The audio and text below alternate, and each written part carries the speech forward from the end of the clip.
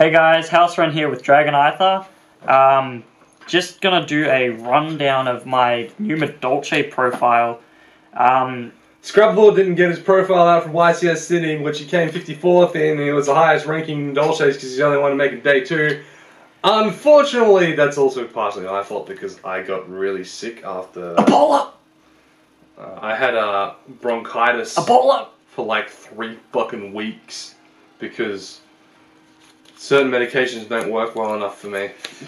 Yeah, so we run into a couple of snags and just didn't get around to doing a deck profile, and then It got too late. it got too late, and I also didn't save my deck profile from YCS Sydney because I made a few last minute adjustments that I completely forgot about. Like I couldn't remember. New ban list, etc., etc. It did have Super Poly and Shekinaga though. Yes, which and was funny. Which was good. I got it off once. Could have got it off more, but yeah. Could have gotten it off more if I drew into it. Also, like maybe if I put in Construct, I might have been able to make that as well. So moving on, this is updated deck profile for pre-regionals here in Melbourne. Yeah, we got regionals coming up this coming weekend. I'm not sure if I'm going to get the video out before or after regionals, just so no one knows his profile and knows exactly what he's running. But yeah, because I like to keep my stuff very secret. Under wraps. Under wraps. Like, because it's a rogue deck, it's very different to a lot of meta decks. It's not really net decking, etc. It's just all personal choices. So moving on to the deck list, not much about the engine has changed. It's still triple Angeli because she's the best card in the deck outside of Tiara. She makes your plays happen outside of Hootcake because she searches for Hootcake. Still triple Mageline because you want to be searching for your combo pieces, either Angeli or Mew. Then running 2 Gelato still because he's really, really bad at 3. You don't want to draw into him. You only want to be summoning him from deck. And if you've got him in hand, you only want to be summoning him with Mew. But that's about it, really. He's more useful in your deck than he is in your hand. Yeah. 2 Hootcake. I don't know if my last profile had 2 or 3. 2. You've had it at 2. Wait, the last profile was a while ago. Yeah, I'm pretty adamant I had it at 2 last time I did a profile, but it's been at 2 for a long time now, simply because it's not good in your opening hand. You don't want to have it in your opening hand, and generally the way you play Yu-Gi-Oh! Is cards you have 3 of are the ones you want to see in your opening hand. And you can play 90% of the time. And Hootcake is only live if you've got another monster in your graveyard. So it's suboptimal turn 1. Then we've got 2 Mews, simply because you need to have something else with it. You use it effectively. First things first, at 1, you don't see it enough unless you search for it specifically. Sometimes you want it a turn before you want to search it, and then at 3 it's really cloggy, and you don't want to be going for a Mew Angeli play on turn 1. Next up, I've got other cards that can fulfill the spot of Mew. I'm now running double Spell Striker again. One of your most early deck profiles was running Spell Striker. Now, I want to ask, what brought you to bringing Spell Striker back in? Now? Meta's faster, so you need to be able to get your plays off. If they stop one of your earlier plays, he can help extend one of your halted plays simply by banishing a spell card. A lot of decks now are running heaps of spell cards. I mean, you got triple MST for starters.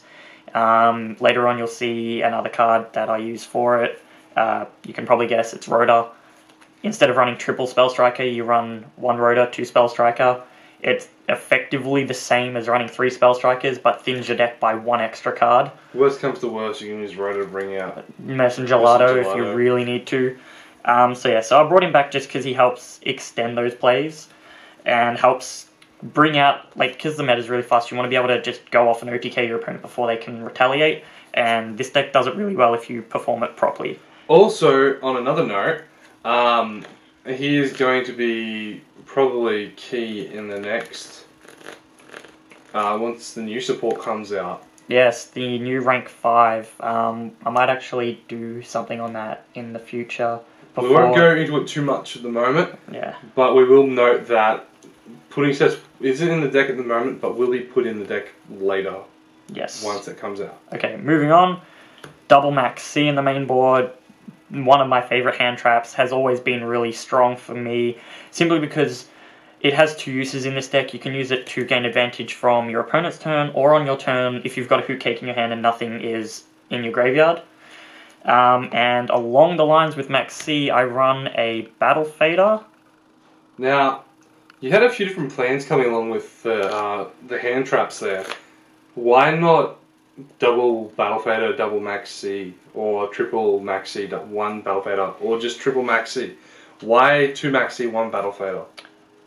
Okay, the reason why is because, to simply put it, had to make room. Yeah. Had to make room. It's not a case of I needed to take it out because I felt I needed to take them out and make room for something else. It was I was short on every other card I needed. Yeah. That helps me get what I need.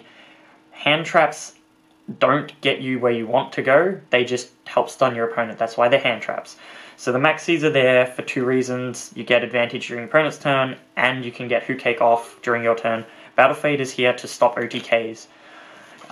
Because we're in a very fast meta at the moment, and you don't want to be losing before you can have a chance to do anything and start steamrolling for yourself.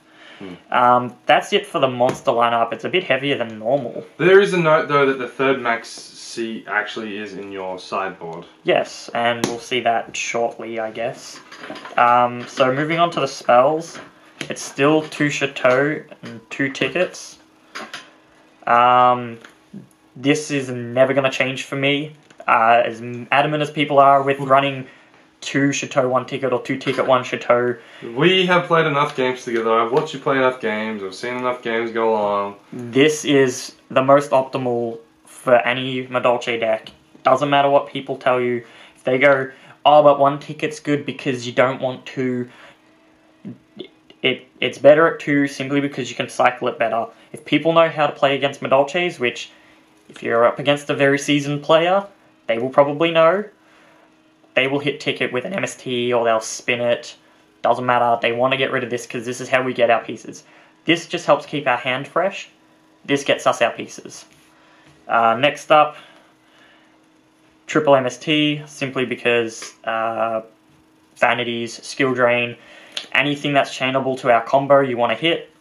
Next up, double Lance is back in. Now, this was one I had to argue to you of why you run this. Yes, you had to argue to help, to make me put it back in.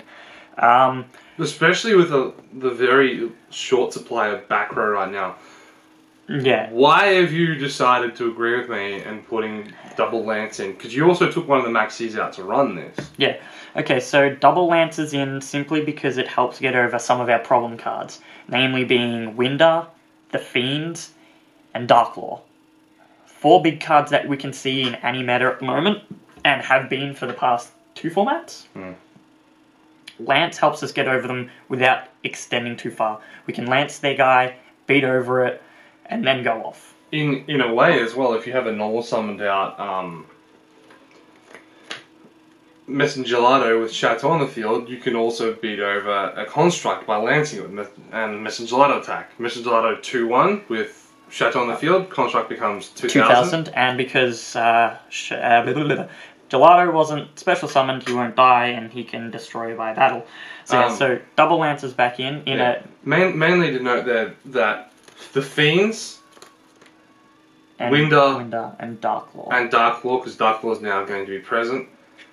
That is a very good way to deal with them. Also, you're not running Trap Stun anymore, to go on a bit further. A bit further, yeah. So that does give you that added security on your first turn in case your opponent tries to do some wacky shit. Yeah, bottomless, they try to compulse your combo, anything. Fire Lake, yeah. Run. But this gives us the security, and it also, it doesn't rely on us having to set it first for us to use it turn 1, whereas Trap Stun is, you need to set it before you can use it. So it's a future plan. Next up... the 3 most powerful... No, take that lot off. Take this lot off. Because these need their own little spot. Alright, so 3 most powerful spell cards in the game at the moment. Book of Moon, Snatch Steal, and Raigeki. We could go into hours explaining what why this stuff does. And why they're so good. I had to argue again for you to chuck that Snatch Steal in For all the versatility this card has. Yeah, like it's got its pros and cons. It depends on if your deck can utilize it. We found a way that I can utilize it decently enough to run it. If you can't figure out a way, like, sure, taking a boss monster is fine, but if you can't really do anything after you take their boss monster and win, like, your opponent's gonna get some advantage. They can MST it and get their boss monster back and kill you next turn. So you need to be able to find a way around just, like, even if you do take it, you need to find ways around it. An example is you Snatch Steal Dante. What are you going to do? You can always down it over it if you've got the room for it in your extra deck. So, yeah. So 3 most powerful single-use spell cards at the moment because they're at 1. And I think every deck should be at least running you should two, be running 2 out of the 3, of these. Or 3 of them. Generally, you'll be running Snatch Steal Raigeki, but if you're not running Book of Moon, you're missing out on a hell of a lot that card does. Yeah. But, yeah. So yeah. 3 strongest spells at the moment that are at 1-ofs. They're really strong. Yep. Next up, I like to call these the playmaking spells. So Instant Fusion I've put back in just to help with extended plays. And you're going to need it when the new Tiaramode comes out. Yeah, putting this Chocoala mode. Tiaramode. Yeah, Tiaramode something we haven't got an official English translation, but yeah. So this is needed for when that comes out. But at the moment, it also helps extend our plays by getting level 3 or 4s out of the extra deck. One more time. One more time. Probably the last time. That is another card that I said for you to run. Double summon. I said you get ages back. Oh yeah, like this was months and months and months ago. Was this before Sydney or just after Sydney? This was way before Sydney. We tested this out way before Sydney. Like then you took it out, and then I took it out. You need to run this card. Yeah. Have you regretted putting it back in? No, I've not regretted putting it back in, and I probably will never take it out anytime soon. So this helps extend your plays. You can also Majorline, search Majorline, double summon the Majorline, and make a beater to get over that window that's giving you trouble that turn. Really good. Like, you can make a Downed, you can make an Excalibur, you can make anything you can. No, you can't make Excalibur. Excalibur's 2 level 4 warriors. Disregard that. You can make something that you can beat over it with if your extra deck has the ability to. And then the one rotor is there to search for the double spell strikers. Get it off, or worst case scenario, Messenger Lighter. Yeah. So this just helps thin the deck and give it more plays. That's it for all the spells. Now to move on to the trap lineup, which is a lot thinner than it has been in the past. What? So 1-ofs that I play: Bottomless, Compulse, and Palooza. Bottomless is arguably, to me, the second best 1-off trap at the moment. Compulse is just really strong at the moment, and Palooza helps make the plays for the deck. I'm not running Solemn because I don't like losing 2,000 life points in an OTK meta. Yeah, I know it's a big cost you 1k, but at least it gets you somewhere. Yeah. Warning a Dante, they bring out another Dante, another Virgil. Yeah. Not worth it. So, and then round things out, Double Deep Prison. I'm really enjoying putting this back in the deck. I used to run it, and I took it out after. You should get them in Spanish and big. No one expects a Spanish Inquisition. But yeah, Deep Prison has pulled a lot of work in the past month, so I'm not taking it out anytime soon, especially in the current meta. And the last 2 main board cards are Double Vanities. Surprisingly not so good in the meta as they were before, but still useful enough. Still useful enough that warrants me to run them. Sometimes you side them out game 2 and 3. Next up, we have the extra deck. Right, so Abyss Dweller is normal. Downed Magician. Snatch Steal, yeah. Exciton. This is a new addition that I've always wanted. I picked it up really cheaply, so... Yeah, you got so lucky getting that. Like, I haven't made it, but it's there just in case you need to. Cowboy is here as always. Helps steal games. Ghost Trick Alucard still here. Pops back row. Yeah, you don't get it much. I don't make it much, but... It's an option. It's an option. Excalibur is made... Pops set cards, not back row. Yeah, pop set cards. Excalibur's back simply because of Towers. Ghost Rare. And it's Ghost Rare. Towers. 9/11. It's like my only out to Towers. The only out this deck has to Towers. Yeah. Like, Well, you got Acid Golem, but that's only rank 4. No, Acid Golem can't kill it. Really? Loses 500. Oh, yeah. So it goes to 25. Cool, that's your only out. This is the only out, yeah. So then, yeah, the double Leviair, part of the whole combo until we get our own rank 3 that fills the same purpose of Leviair. Still double Tiara. Probably won't even go to 3 after the new Exceed comes out, the rank 5. Don't need it 3, 2's fine. And the Invoker, heaps of times I've needed to make this mid-game. Acid Golem, Skill Drain. Zen Mains has actually done a lot of work for me lately. You've used that a lot more recently, I've noticed. And it's been doing alright, so I'm going to keep it in. And then for the instant fusion targets, Fusionist and Carbonara Warrior. Pesarchroid! Pesarchroid's coming in, guys! It's actually coming in! It's actually coming in. And they're all Earths as well, so you have a 3, a 4, and a 5 Earth. And it's an Earth Warrior, so you can make Excalibur. So that's it for the extra. Now we have the side deck. This is in alphabetical order, and it's not in a... Probably should have left it in the matchup order, but that's fine. I like it. We'll put it out there anyway. Yeah. Alright, so Triple Fairy Wind, Cliffort matchup only. Just get it all out and we'll explain when it comes out. Alright, so double Flying C, double Light Imp, 1 Max C, double Night Beam, triple non-fusion area, we'll move these across a little, and double Spell Shattering Arrow. Okay, so what we have here is a lot of work going into this. How many minutes is this video up to? Because this might take a little while. 16. Okay, almost 17. We got plenty of time. We got a bit of time. This video might be a little bit longer than normal.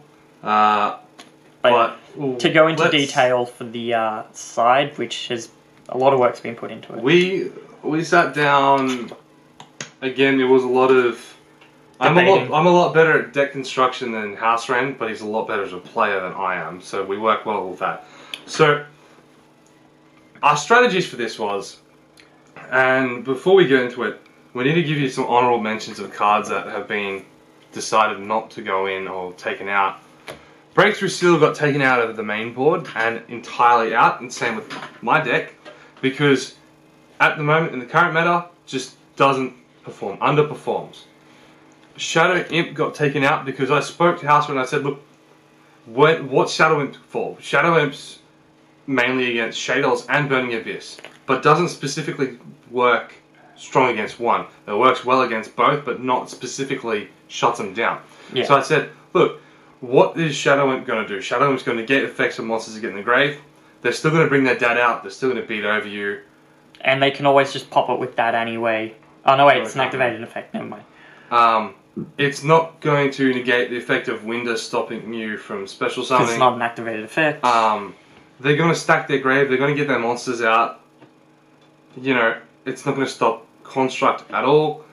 I said, look, why would you have this in here? What do you take out for Burning Abyss? And he said, this is what I run for Burning Abyss, these 3. Mainly because the deck has a more optimal Burning Abyss matchup than it does the other 2, so Clifforts and Shadows. Mainly because if we spin their Dante's back, they don't get effects off. We spin their Virgil back, they don't get anything. We spin any of their cards back, they don't get anything. And then we can just OTK them.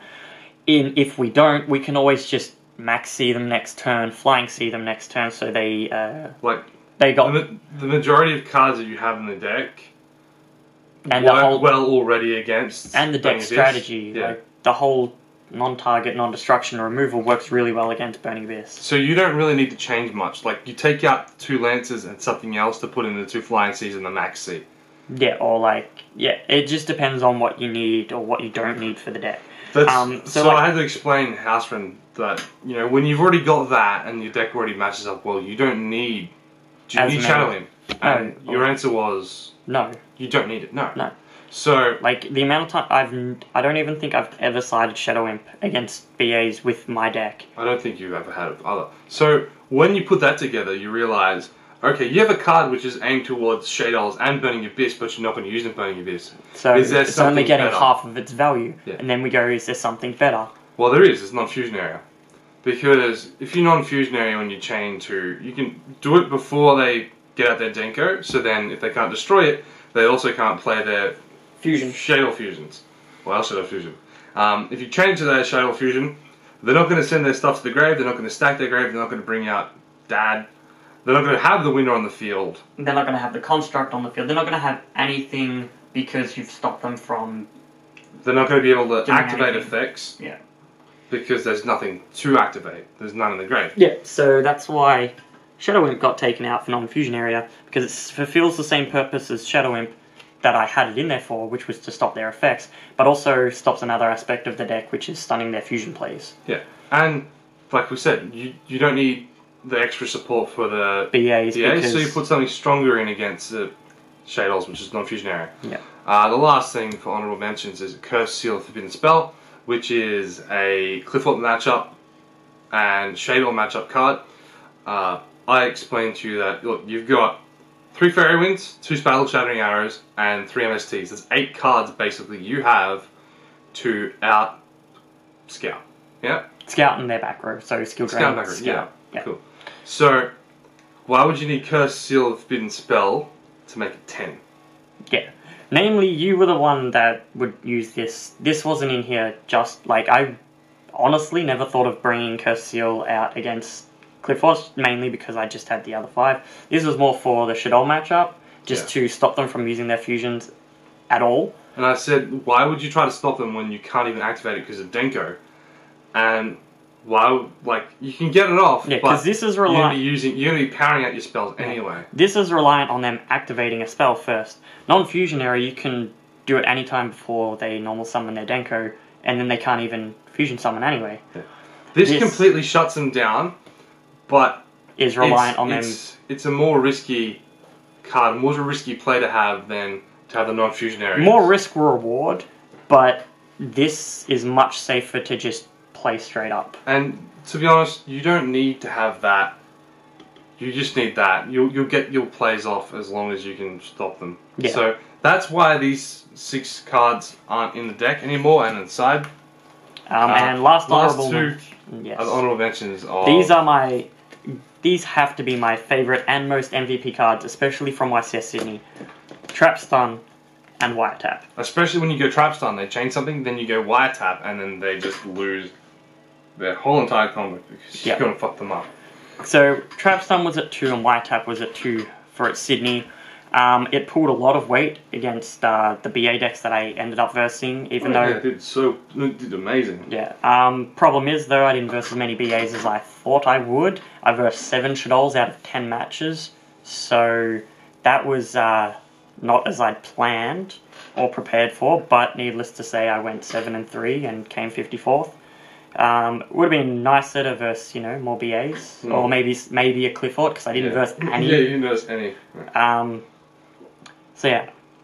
These pulled weight against the BAs when I did verse them. Back when the meta was a very trap-heavy meta, but the meta is not trap-heavy anymore. It's more spell-heavy, it's more quick-play spell, and Raigeki and Snatch still heavy. Traps aren't seen very much, not a lot of decks are running them. In the meta, like I always say, if you have a Mermails meta still at your locals, they're going to be having traps. Yeah. But the current meta, as in, like, most competitive current, is a very trapless meta. Yeah. It's more about trying to get your plays off as much as possible. Why have a 5-card hand in your opening on your turn 1, and only 2 of them being usable to get you monsters anywhere, and 3 of them having to be used on your opponent's turn? You'd rather have all 5 of your cards be usable, or 4 out of those 5, and you get further and further ahead before your opponent can even do anything. So basically, traps aren't in the meta as much, and that's why Trap Stun and Wiretap had to come out. Yep. So they came out simply because of that. So now we'll explain the choices if we haven't already explained them as much. Fairy Wind and Spell Shattering Arrow is against Clifford matchup. Yep. Originally I had Twisters in over Spell Shattering Arrows, but having my life drained from Twister was a bit too much, I found. Especially when you can burn them. Yeah, burning them for 500 after a scout search and them not getting anything, that's 1300 for nothing, and it's a 1-for-1 card trade. They just lost 1300 for essentially nothing, right? Yeah. For me, that's more beneficial because then I don't have to overextend as much to OTK them. Before they go off, that's 1300, right? That means they're at 67. That means I don't have to overextend, and a normal Angeli to Tiara, Mew into Angeli combo to get a Tiara out is enough to OTK them, more often than not. So this was more beneficial for me than Twist Up. And then you've also got the Fairy Winds as well, which do about the same job, but they also get rid of the skill drains and etc. Yeah, and like these hit the skill drains, and so do the triple MST, and it was like I can have 8 cards that hit a single target, and like Fairy Winds hit everything, or I can have more that hit multiple. Because you got to remember, if they've got 2 pendulums up, you can burn for 1,000. Yeah. Right. So then moving on to the BA matchup. The deck has a more favourable matchup against BAs than any of the others, and a lot of my main board has more uses against them than any other deck. Basically, the Max C will get you the draw. And Flying Especially C. against Burning Abyss, you just draw everything. You can chain to the activation of the effect of their monsters to special summon out. And you get a draw. Activate in hand, and you can draw from that. Yeah. You can change that. And Flying C, you just flying cock block. Yeah. Don't let them get their summon. But like the thing with Max C is they either play through it, or... Yeah, they either play through Max C, and you get a lot of card advantage, or they just stop, and you at least go 1-for-1 off of one of their summons. Right? Then... Lineup is Satellas, because they are around, you might as well kind of... At least prepare for them. Yeah. And also the Rogue Light Sworn, sometimes they show up here and there. And Night Beam's also good against some Rogue decks that are still playing traps. You never know, you might come up against a BA player that's still running a trap-heavy deck. These are useful. Hit the Fire Lakes before you try to go off. And as you explained already, non-fusion areas. Non-fusion area against shuttles. So you have the very more, especially more so than me, a more specific. This is for this sideboard. deck. Yeah. This is for this deck, and this is for this deck. Not so much. This can be used in multiple decks. This can be used against multiple decks. It's more. This is for one. This is for one. This is for one, and these against semi-rogue, right? So, because the deck. I want to be doing what I want to do. Yeah. This stops my opponent doing what they want to do. Alright guys, we went into a fair bit of detail for this one because we want to explain a lot more of our choices and how the meta's going. Sorry the video is a bit longer than what we normally want to get it 15 to 20 minutes, but this one's there was a bit of explaining to do. Yeah. But anyway, hopefully you liked it. Hopefully it's going to help you out in your decisions of playing Madolches. Don't forget to like, favorite, and subscribe. Also, if you have any queries or questions about card choices that I haven't mentioned, just comment below. I can always get back to you guys. I've tried probably every card you could imagine for this deck. Also, new mat. I'm loving it. Ba-da-ba-ba-ba. Yeah, brand new mat. It's amazing. You had to order it from Japan, didn't you? Had to order it from Japan because they're only Japan exclusive. So don't forget to like, Dragonother and Haosren out. subscribe.